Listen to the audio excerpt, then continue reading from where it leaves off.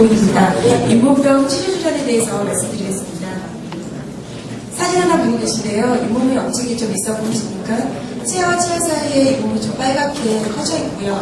아래치아 보시면 치아 안쪽으로 치석도 보이고 있습니다. 전체적으로 잇몸 높이도 좀 묵직하게 이렇게 되어 있습니다. 이 정도면 염증이 상당히 있는 편입니다. 잇몸에 염증이 있을 때 느낄 수 있는 자각 증상은 다음과 같습니다. 일단 양치질과 같은 작은 자극에 출혈이 있을 수 있고요. 근질근질한 느낌 드실 수 있습니다. 막연한 불편감 드실 수 있으시고요. 치아가 들뜬 것 같은 느낌, 그리고 양치질하고 나서도 텁텁한 느낌이 남아있는 그런 느낌도 드실 수 있습니다. 이쑤시개로 막 쑤시고 싶은 느낌도 드실 수 있으시고요. 철문에 예민해지면서 씹을 때 힘이 잘 안 들어가기도 합니다. 이런 느낌들이 항상 다 있는 건 아니고요. 한두 가지의 증상이 있었다 없었다를 반복하게 됩니다. 그때 치유를 하지 않고 놔두시면 씹으실 때 통증이 오실 수 있으시고요. 씹지 않아도 아무런 자극 없이 자발적으로 통증이 오실 수도 있으십니다. 붓고 고름이 나오실 수 있으신데 이런 것들을 치료하지 않고 놔두시게 되시면 있었다 없었다를 반복하면서 점점 더 염증이 심해지게 됩니다. 계속 진행이 되다 보면 치아가 흔들리기도 하고 가끔은 치아의 위치가 움직이기도 합니다. 이런 치주 질환의 원인은 플라그 치태입니다.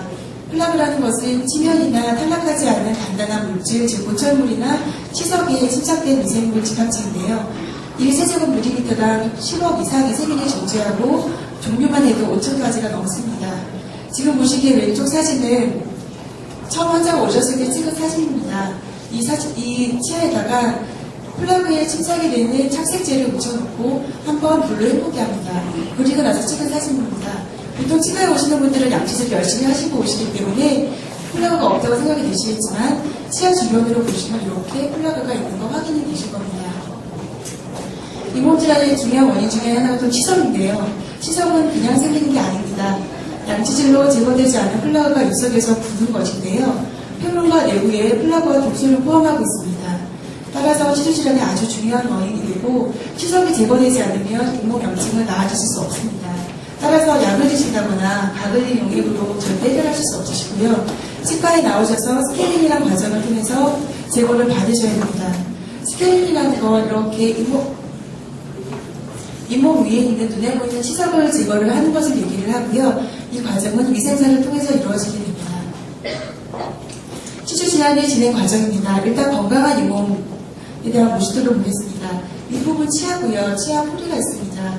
그 주변을 받쳐주고 있는 건 치조골 뼈이고요. 위에 이제 잇몸이 이렇게 덮고 있습니다. 건강한 잇몸은 창백한 분홍색을 띠고요. 견고하고 단단하게 치아에 붙어 있습니다.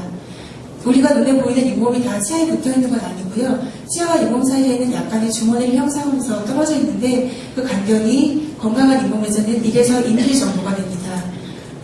밑에 엑스레이 사진을 보시면 치아 사이에 치조골이 이렇게 있는데요. 하얀 테두리가 선명하게 나와 있고 모양도 네모 반듯한 선반 모양을 하고 있습니다. 염증이 이제 진행이 되기 시작합니다. 까맣게 낀 것은 치석이고요. 잇몸이 붉게 변하면서 말랑말랑해집니다. 그리고 약간 부으면서 치아와 잇몸 사이의 주머니가 3mm 정도 깊어지게 됩니다. 엑스레이 사진을 보시면 치아 사이에 있는 하얀 테두리가 흐려지기 시작하고요. 그리고 이쪽 보시면 모양도 삼각형 모양으로 점점 변하는 거 확인하실 수 있으십니다. 치주염이 진행이 되려면 골흡수도 수반이 됩니다. 그리고 치아와 잇몸 사이의 부착부가 소실되면서 치아와 잇몸 사이의 주머니가 깊어지게 됩니다. 경우에 따라서는 치아 뿌리가 노출되기도 합니다. 엑스레이를 보시면 위에 엑스레이를 보시면 이제 하얀 테두리가 소실이 되어 있고 모양이 불규칙해져 있습니다. 전체적인 뼈 높이가 낮아지고요. 점점 진행이 되면 경우에 따라서 치아 한두 개 정도가 심한 고흡수를 보이기도 합니다. 계속 진행이 되다 보면 치아 뿌리 끝부분까지 고흡수가 이루어지게 되고요. 이 정도 고흡수가 이루어지면 치아는 상하로 움직이게 됩니다. 엑스레이를 보시면 뿌리 주변으로 뼈 없이 까맣게 변해 있는 거 보실 수 있으십니다. 이런 경우에는 발치, 치아 꼽는 것이 고려가 됩니다. 치주 질환의 진행 과정을 다시 한번 보시면 건강하게 분홍색이었던 잇몸이 붓기 시작합니다. 주머니가 점점 깊어지고 치아 부착부가 상치게 되면서 뼈 흡수가 동반이 되고 치아 부착부도 소실이 되면서 병이 깊어지게 됩니다. 부착부가 소실되지 않은 경우에 이런 경우에 치료를 받게 되면 예전과 같은 건강한 잇몸으로 돌아가실 수 있으신데요. 뼈 흡수가 되고 부착부가 소실된 경우에는 치료를 받으셔도 뼈가 다시 생기거나 부착부가 다시 올라가거나 하지 않기 때문에 잇몸이 이 상태에서 가라앉는 정도로 치유가 됩니다. 따라서 치유가 되고 나면 뿌리가 드러난 상태로 남아있게 되고요. 가끔 가다가 스케일링 하시고 잇몸이 작아졌다는 둥, 잇몸이 없어졌다는 둥 하시는 분이 계신데 바로 이런 과정이 포함이 됩니다. 환자 케이스입니다. 이분은 앞니가 자꾸 벌어지고 어금니가 흔들리면서 양치질을 할 때 피가 난다는 주로 내원을 하셨습니다. 아프다거나 시리다는 말씀은 없으셨고요. 일반 치과에서 스케일링을 받아도 나아지는 것 같지 않다고 하시면서 취직과에 내원을 하셨습니다. 이번에 구강내 사진이신데요. 치아 사이에 보면 잇몸이 좀 없어져 있는 거 보이실 거고요. 그리고 이쪽 오른쪽 위에가 보시면 치아 위에 바로 잇몸이 이렇게 붉게 띠를 두르고 있는 거 보이실 겁니다. 이분 상당히 안 좋으신 분입니다. 이분 차팅입니다. 보면은 빨간 선은 이렇게 빨간 선은 우리가 눈에 보이는 잇몸의 높이고요. 그 밑에는 파란 선은 치아에 부착되어 있는 실제 높이입니다. 따라서 이 빨간 선과 파란 선의 차이만큼 치아와 잇몸 사이에 존재하는 세균들을 위한 주머니가 되고요. 지금 보시면 가로로 있는 까만 선이 간격이 2mm이기 때문에 깊은 데는 8mm, 이런 데는 10mm 가까이 주머니가 존재하는 겁니다. 저희 치료의 목적은 이 부착 부위가 위로 올라오지 않기 때문에 부었던 잇몸을 가라앉혀서 주머니를 없애는 게 치료의 목적이 됩니다. 그분의 초진사진과 치료 과정입니다. 초진사진을 보시면 치아 사이 잇몸이 검게 붉어져 있는 거 보이실 거고요. 스케일링한 후 3주 후의 사진인데요. 초진사진에 비해서 잇몸이 많이 수축되어 있는 거 보이실 거고 이 안쪽 어금니 쪽으로는 잇몸 속에 있던 치석이 들어간 것도 보이십니다. 염증 치료를 받고 난 4주 후 모습입니다.